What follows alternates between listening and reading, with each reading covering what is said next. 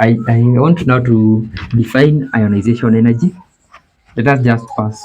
Let us just do that. And ionization energy, when it is being defined, they maybe tend to use the term first. First ionization energy, second ionization energy. So let us define first ionization energy. First ionization energy, it is the minimum amount of energy required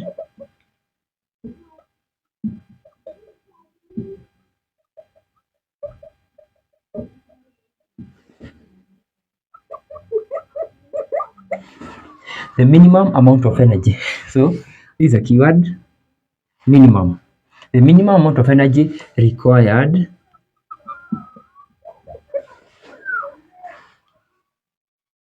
to remove an electron from the outermost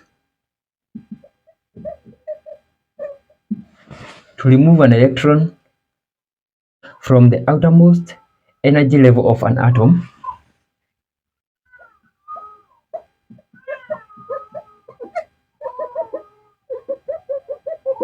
yes, remove an electron from the outermost energy level of an atom, this outermost energy level, and the last keyword will be from the outermost energy of an atom in its gaseous state.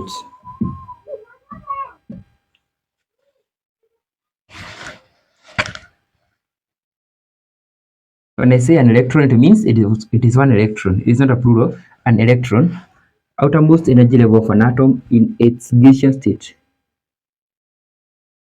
So when it is in a gas form, in its gaseous,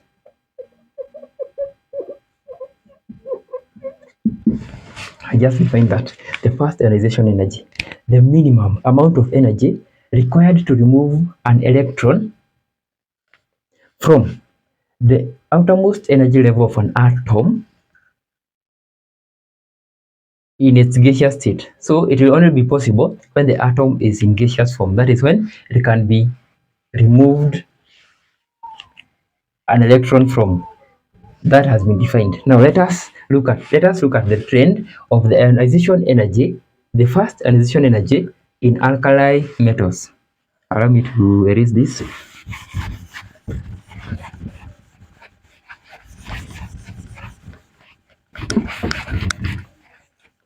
We have just defined it. Now let us compare the same atoms that we have, the atom of lithium and the atom of potassium.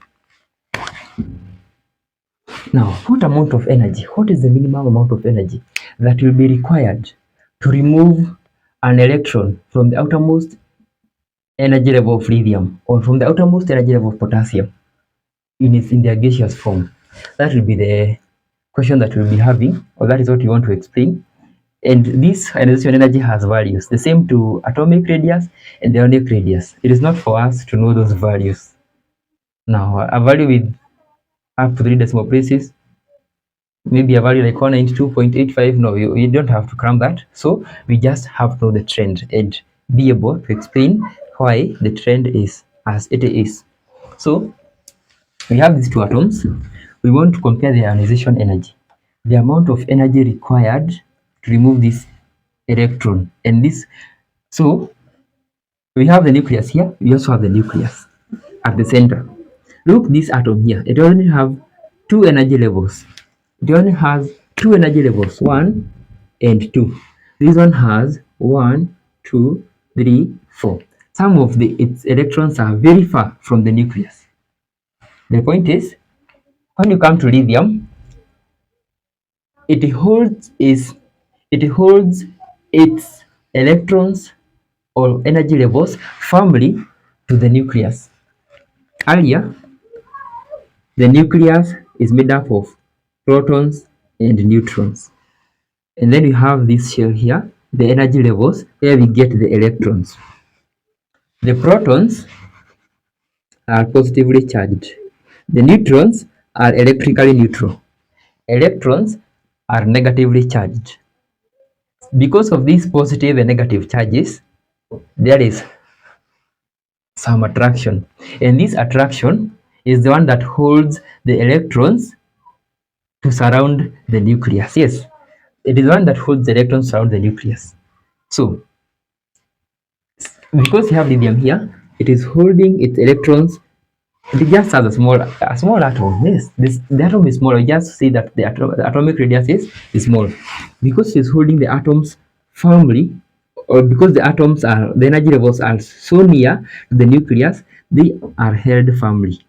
They are held firmly to the firmly, yeah. They are held firmly to the nucleus as compared to potassium, which has a lot of energy levels.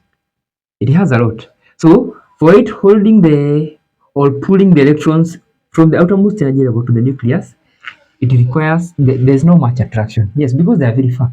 There's no much attraction, and therefore it can be said that this one has a weaker nuclear attraction as compared to lithium. Weaker nuclear attraction as compared to lithium. This one is weaker as compared to this. And now we have seen that ionization energy is the energy required to remove an electron from the outermost energy level of an atom in its gaseous state. And now, which one would be easier to remove? Is it the lithium one or the potassium one? Okay, of course. I'm sorry that you can't answer that.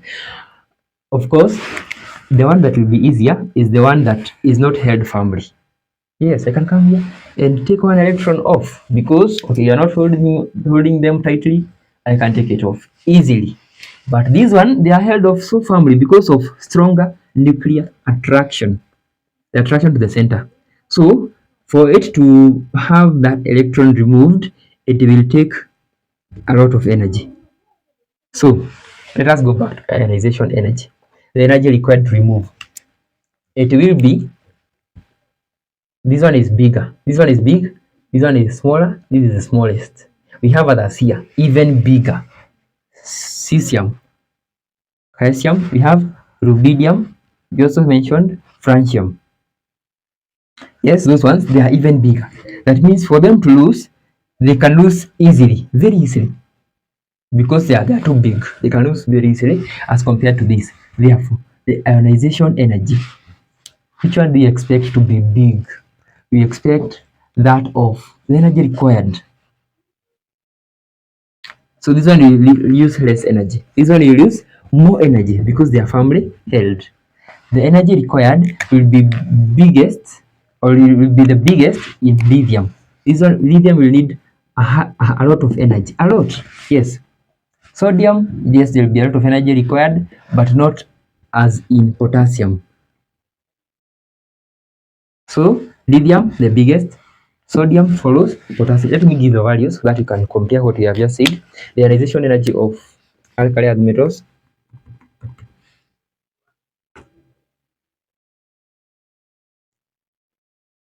Alkali metals, yes.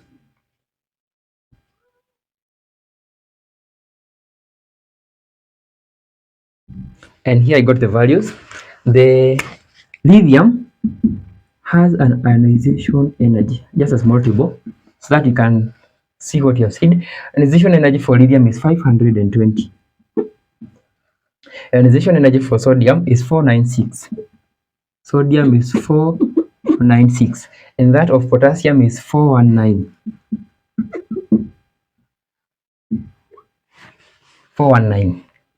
That means in lithium, a lot of energy is required to remove the outermost electron as compared to sodium and potassium.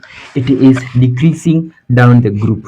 It is decreasing. So if you go to francium and calcium and the rest, they'll even have less because it is easier to remove an electron from them as compared to lithium.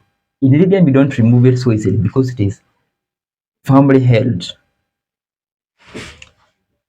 We are done with ionization energy, and we simply said that it down the group, the arrow shows down the group ionization energy decreases down the group, decreases down the group ionization energy. Okay, we are done with that. Let's go now to the melting point and the boiling point. The melting point and the boiling point. And now when it comes to this, I've not said this before, but now we have to mention that these are metals. Oh, we said they are alkali metals, good, but they are metals, yeah. And in the topic structure and bonding, it is in form 2. I think the third also topic. The topic structure and bonding, you say that there are some factors that influence the metallic bond. There are two factors, and that is a very common question. Factors that influence the metallic bond. What are the factors that influence a metallic bond? How strong is it, or how weak can it be? These factors include the size of the atom,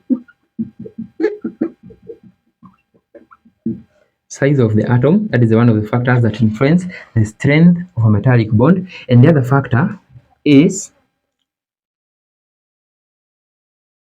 size of the number of delocalized electrons. Number of delocalized electrons. Those two factors are the ones that influence the strength of a metallic bond.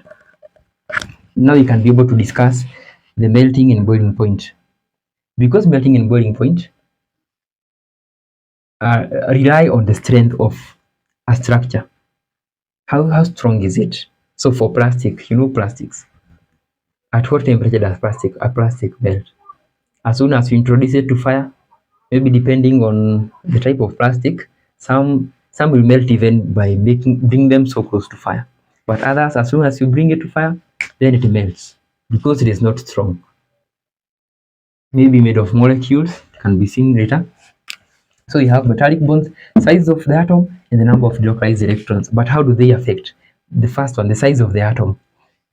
Just as said and drawn here, lithium has a very small size of an atom, that is lithium. Then this one is potassium.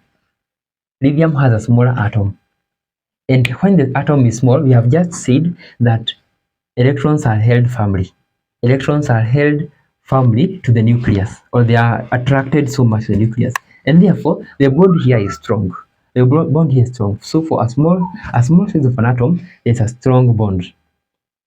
And when you bring those small atoms together, a small atom of lithium, another one, the attraction between the atoms now, the attraction between the atoms becomes even stronger. Yeah, because now this one is pulling its electrons and it is strong. If you introduce another one, they even pull each other. Yeah, the smaller the atom, the stronger the metallic bond. The number of delocalized electrons. In our case, all these have one delocalized electron. Potassium has one delocalized electron. It is the electron that maybe can take part in a reaction or in bonding. This one has one delocalized electron, the same case to this, the same case to this.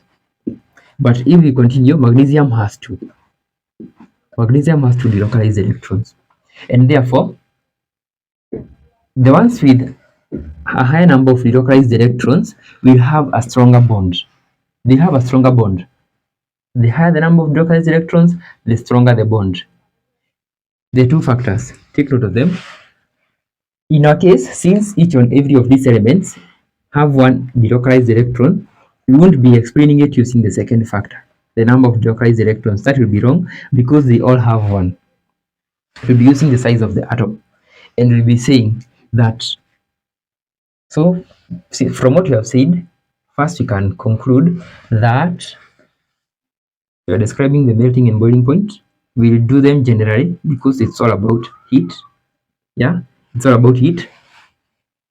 This one is strong as compared to sodium and potassium. This one is strong. This one follows. Potassium is not as strong as these two. So what do we say about the melting and boiling points? The one with a strong bond, for it to be heated until to a point where it breaks or it changes to the other state. Boiling point and melting point. If one of the one which is strong will need more heat. Yeah, it will need more heat. The one which is not strong will need less heat.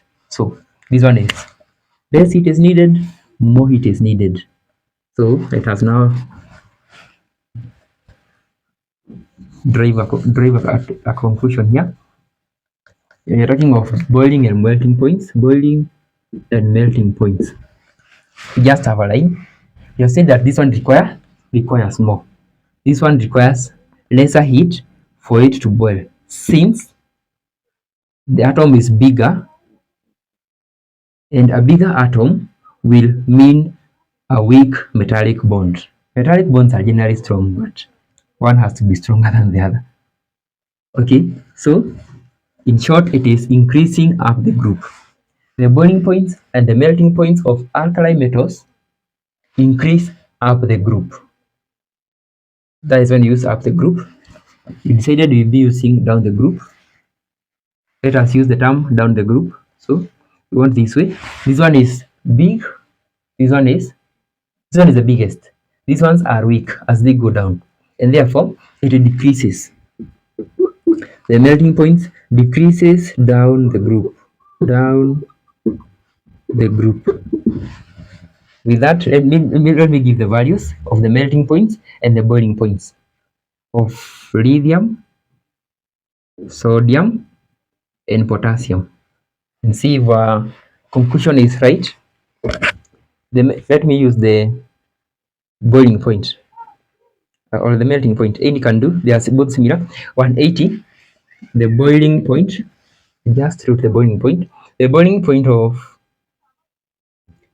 lithium is 1330, quite high, 1330 degrees Celsius. The boiling point of sodium is 890. Yes, 890. And that of potassium is 774. So it is right that the boiling point of group 1 elements of alkali metals decreases down the group because lithium has a very small atom.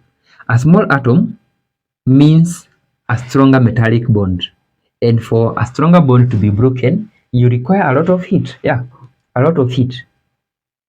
This is the temperature at which it boils. Therefore, boiling points and melting points, they both behave the same. Decrease down the group for alkali metals. Alkali metals. We have done this. Let us check now on the electric conductivity and the reactivity.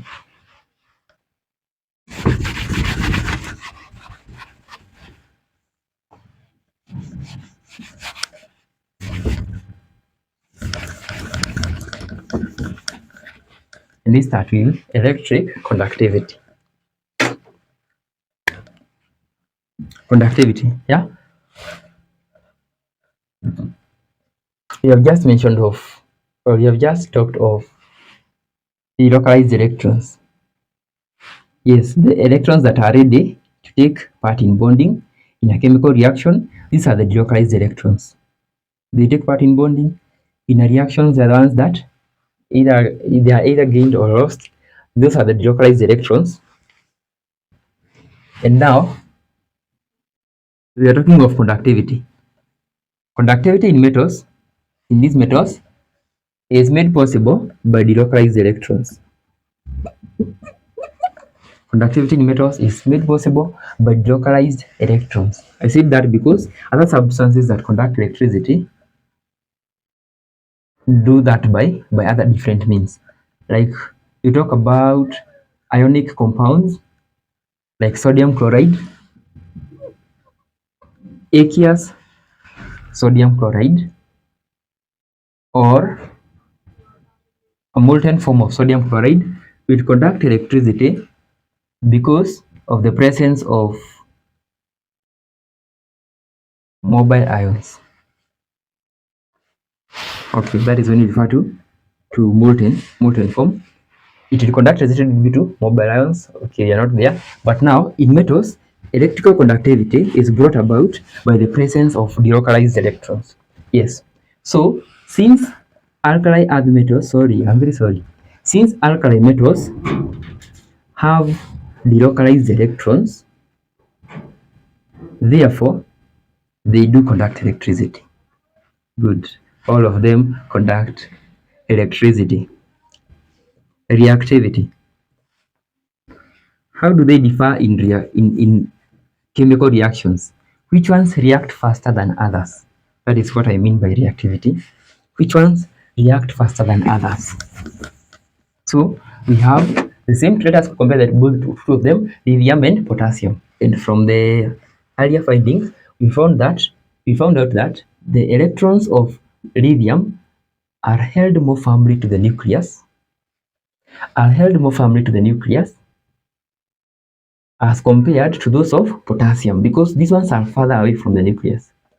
And we have just said that for it to lose one electron, a lot of energy is required in lithium, since they are firmly held, as compared to potassium. Not much energy is required. And a reaction involves transfer of electrons. If I have sodium reacting with chlorine, it means sodium is losing some electrons which are being gained by chlorine. And once it loses electrons and chlorine gains, then it forms sodium chloride. Yes, sodium chloride will be formed.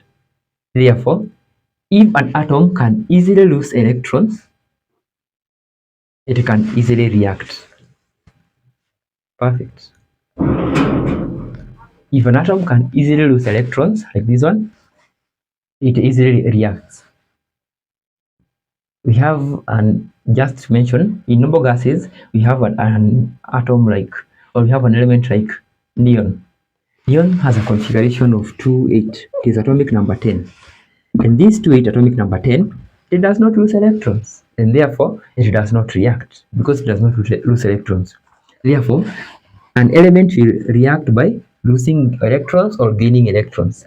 The easier it does so, the more reactive it is.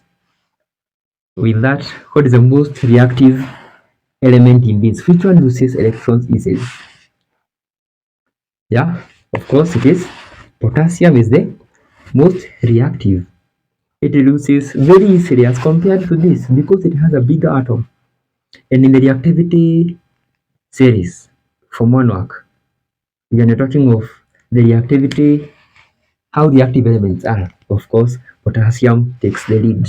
The most reactive metal is potassium, followed by sodium. Good. Can I remember the third? Lithium is not included there. I think from there you go to calcium, you go to magnesium, you go to aluminium, and on and on.